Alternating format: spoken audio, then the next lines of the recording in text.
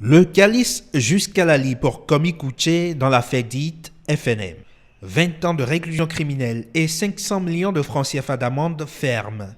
C'est la sentence prononcée contre l'ancien directeur général du Fonds national de microfinance.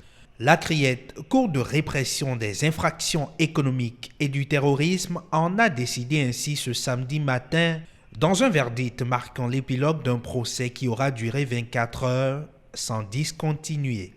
Le principal accusé aura brillé par son absence, se fondant pour ce fait d'une lettre d'excuse jugée illégitime par le président de la Criette, Cyriaque Dossa.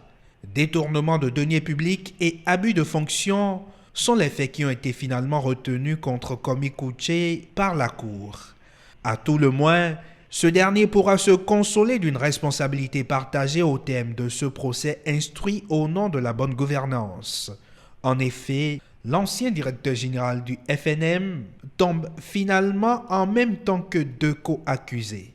Babanola Denakpo, ex-directeur de la comptabilité au FNM, écope de 10 ans d'emprisonnement ferme et 100 millions de francs CFA d'amende à payer, tandis que Yves Koundé, ancien gestionnaire comptable au FNM, est condamné à 10 ans d'emprisonnement ferme pour corruption dans les passations de marchés publics.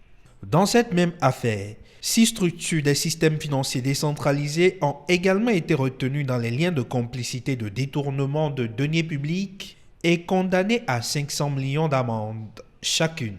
La part belle à l'État béninois pour qui tombe au civil presque 21 milliards de francs CFA à titre de dommages-intérêts à payer solidairement par Komi Kouché, ces deux autres co-accusés condamnés et les 6 structures de microfinance épinglées.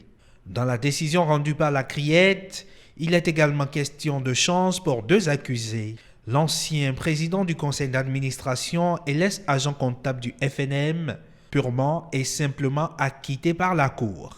Rançon d'une mauvaise gouvernance des 150 milliards alloués au FNM entre 2007 et 2016, Komi Kouché aura payé à la Criette le prix fort de sa légèreté.